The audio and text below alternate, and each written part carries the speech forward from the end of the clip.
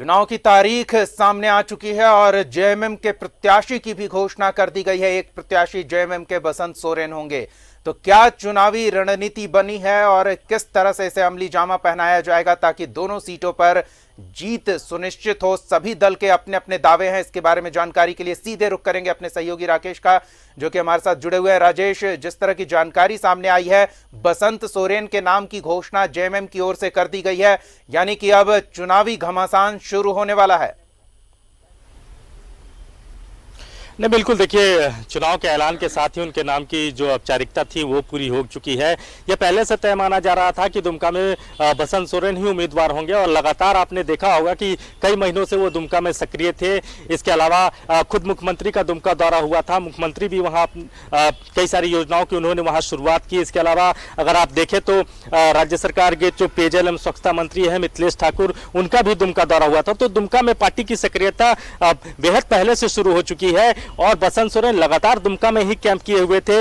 उनको पता है कि ये जो सीट है ये बेहद महत्वपूर्ण है, क्योंकि ये झारखंड मुक्ति मोर्चा की परंपरागत सीट रही है और ये कहा जाता है कि सबसे महफूज किला जो है झारखंड मुक्ति मोर्चा का वो दुमका ही है। अगर दुमका के इतिहास को देखें तो लगातार 4 बार वहां से स्टीफन मरांडी जो है वो चुनाव जीते हैं, 2 बार मुख्यमंत्री हेमंत सोरेन वहां से चुनाव जीते हैं। तो एक मजबूत जो किला आप कह सकते हैं वो दुमका झारखंड मुक्ति मोर्चा का शुरू से रहा है और यही वजह है कि पार्टी जो है मुख्यमंत्री जो है वो खुद अब चाहते हैं कि उनके अनुज वहां से अब उनका जगह ले और उनके नाम की जो औपचारिकता थी वहां के जो पार्टी के केंद्रीय महासचिव हैं उनके द्वारा ये नाम की औपचारिकता भी पूरी कर दी गई है। देखिए, हम सीधे मनोज पांडे हमारे केंद्रीय प्रवक्ता झारखंड मुक्ति मोर्चा के, उनसे जुड़ते हैं।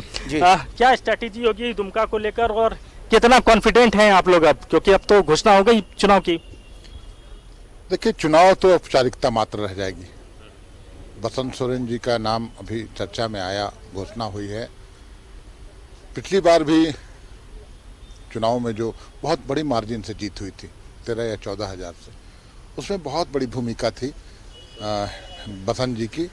और बसंत जी और हेमंत जी की जोड़ी जो एक राम लक्ष्मण की जोड़ी है, विजय रथ के सारथी बनकर दुमका की जनता ने भी देखा कैसे सभी लोगों के बीच रहकर, और सिर्फ चुनाव की ही बात नहीं, कोई भी समस्या हो हमेशा 24 घंटे खड़े रहने वाले उनके लिए एक पैर पर बसंत सोरेन जी हैं। और आने वाले चुनाव में पिछली बार की तुलना में मुझे लगता है और ज़्यादा मतों के अंतर से वहाँ विजय दर्ज होगा। बीजेपी तो सरकार के 8 महीने के कार्यकाल को लेकर चुनावी मैदान में जाएगी, आप क्या लेकर चुनावी मैदान में जाने वाले हैं? हेमंत सोरेन जी का चेहरा, उनका सौम्य व्यक्तित्व, उनकी जो कमिटमेंट है, प्रतिबद्धता है झारखंड के प्रति, झारखंडियों के प्रति, इस पूरे काल में, कोरोना के कार्यकाल में, संक्रमण के इस विकट काल में भी जिस धैर्य का परिचय देते हुए उन्होंने यहाँ के लोगों को, प्रवासी मजदूरों को राहत पहुंचाई, जो उनके लिए काम किया, हवाई चप्पल वालों को हवाई जहाज से लाया, ये सब प्रतिबद्धता दर्शाती है। और आने वाले दिनों में चूंकि ये प्रचंड बहुमत की सरकार है, 5 साल का जनादेश है, अभी तो मात्र 7, 8, 9 महीने हुए हैं। अभी आने वाले दिनों में दुमका क्या पूरे झारखंड का जो विकास की रूपरेखा, जो एक खाका खींच रखा है माननीय हेमंत सोरेन जी, उसको कार्य रूप देने के लिए, उनको धरातल पर उतारने के लिए आवश्यक है कि उनको और मजबूत किया जाए। मुख्यमंत्री भी दुमका गए थे, इसके अलावा एक कैबिनेट मंत्री भी का भी दुमका दौरा हुआ था। तो क्या दुमका में स्थिति पार्टी के अनुकूल है या लग रहा है कि चीज़ों को और ज़्यादा मजबूत करने की ज़रूरत है? देखिए, मजबूती तो एक सतत प्रक्रिया है। हम कितना भी मजबूत होंगे, हम चाहेंगे हम और मजबूत हों, सभी लोग कवायद करते हैं, लेकिन वहाँ जो हालात है, वहाँ जो ग्राउंड जीरो की रिपोर्ट है, दुमका क्षेत्र हम लोग का परंपरागत सीट रहा है। बहुत मुश्किल से, भूल से, गलती से एक बार भाजपा जीत पाई थी, तो वो हमारा परंपरागत सीट रहा है। गुरु जी की धरती रही है, उनके त्याग बलिदान की धरती, उनका जो तपस्या है, उन्होंने जो झारखंड अलग राज्य दिलवाया हम लोगों को, तो दुमका केंद्र बिंदु था राकेश, हम चाहेंगे कि आप एक सवाल पूछे। जो विपक्ष आरोप लगाता रहा है, ये कह रहे हैं कि पारंपरिक सीट है जेएमएम की, सही बात है ये कह रहे हैं, लेकिन बीजेपी का ये कहना है कि हेमंत सोरेन ने दुमका सीट छोड़कर ये जता दिया कि वो दुमका के लोगों के हितैषी नहीं है, दुमका के साथ उनका पहले वाला नाता नहीं रहा। इस पर क्या जवाब देंगे? वो हम जनता तक पहुंच चुकी है। मनोज जी, एक बीजेपी का सवाल है कि दुमका चूंकि 2 सीट में से एक सीट चुना था, बरहेट या दुमका, लेकिन मुख्यमंत्री ने दुमका सीट छोड़ा और एक बीजेपी की तरफ से ये मैसेज दिया जा रहा है कि दुमका के साथ जो कमिटमेंट था, जो लगाव पहले था झारखंड मुक्ति मोर्चा का, वो नहीं रहा। यही वजह है कि बरहेट को रखकर मुख्यमंत्री ने दुमका सीट छोड़ दिया। देखिए, दोनों सीट में एक सीट तो छोड़ना था। दुमका उपराजधानी है और उपराजधानी में फिर एक बार चुनौती देने का काम हम लोगों ने किया है। फिर एक बार आकर देख लें, जिनको आजमाना है, जिनको हारने का बहुत शौक है, वो आए सामने, और इस बार ज्यादा मतों के अंतर से हम हराएंगे। ये भी चुनौती है। पार्टी के नेताओं का कार्यक्रम वगैरह कब से लगना शुरू हो जाएगा? देखिए, पार्टी के नेता, चुनाव की घोषणा करीब करीब हो ही जाएगी अब कुछ दिनों के अंदर। हो गई, 3 तारीख को चुनाव है। ये मेरी जानकारी में नहीं था। वो जैसे ही मुझे लगता है कि अब कार्यक्रम तय होगा केंद्रीय नेतृत्व के द्वारा और लोग जाएंगे ही, लेकिन सबसे बड़ी भूमिका वहाँ के लोगों की है, वहाँ के कार्यकर्ताओं की है, जो दिन रात मेहनत करते हैं।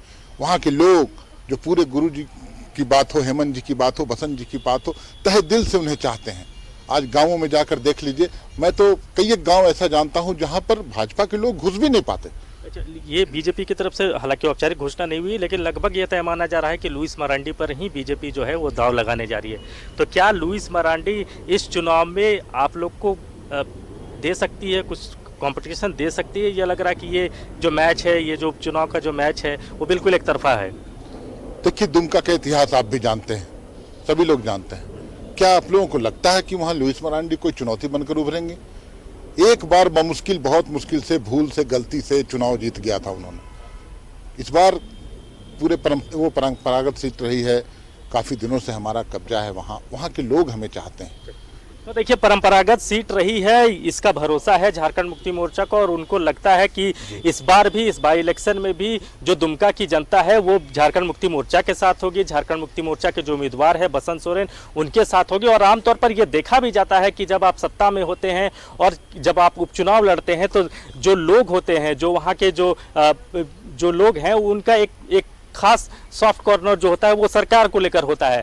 उनको लगता है कि अगर हम सत्ता के साथ चलते हैं तो हमारी जो बुनियादी जरूरतें हैं, जो बुनियादी सवाल है, उसका तुरंत समाधान होगा। बिल्कुल, ये तय हो जाएगा कि कोरोना काल में सरकार ने जो काम किया है उससे जनता संतुष्ट है या नहीं। जो दावे किए गए थे और जिस तरह के वादे किए जा रहे हैं, उस पर कितनी खरी उतरी है मौजूदा सरकार, इसका परीक्षण इस उपचुनाव के नतीजे से हो जाएगा। सभी के अपने दावे हैं। धन्यवाद राकेश इन तमाम बातचीत और जानकारियों के लिए।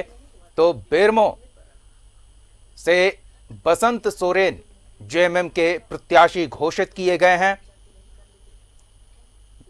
दुमका से बसंत सोरेन होंगे जेएमएम के उम्मीदवार। बेरमो से सहयोगी दलों के कौन से उम्मीदवार सामने आते हैं, ये देखना दिलचस्प होगा, या फिर जेएमएम को ही ये सीट भी मिलती है।